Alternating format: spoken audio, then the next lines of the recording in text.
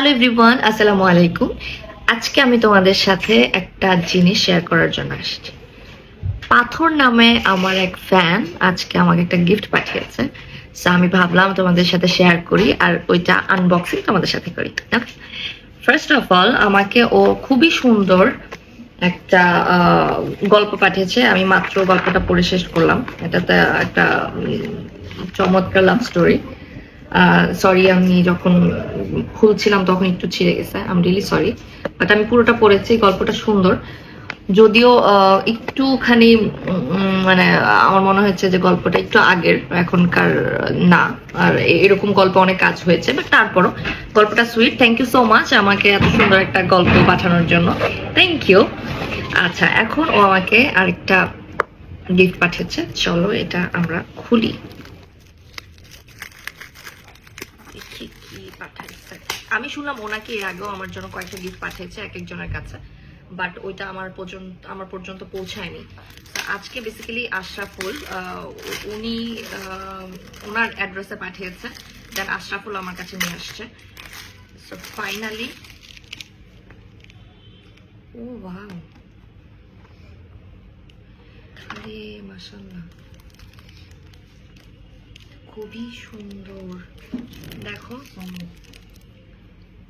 খুবই সুন্দর একটা গিফট। ও মাই গড,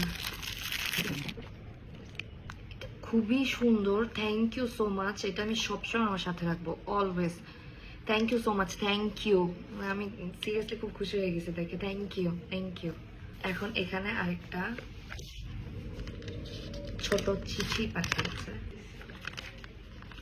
সালাম নিবেন, আমার পৃথিবীর সবচেয়ে দামি জিনিস আমি আপনাকে দিলাম, কারণ আমি আপনাকে অনেক ভালোবাসি।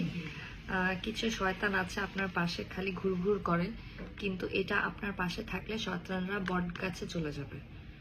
শয়তান নামের কিছুই নেই, কিছু কিছু মানুষরাই শয়তান।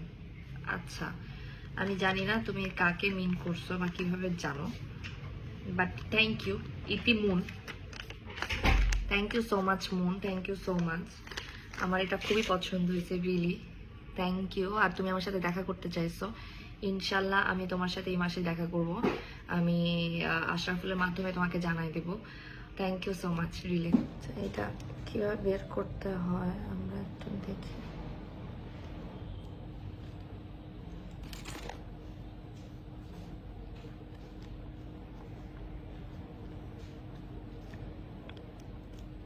এটা একটি Quran Sharif. Oh my God, thank you so much, thank you. এটা আমার বেস্ট গিফট, থ্যাংক ইউ।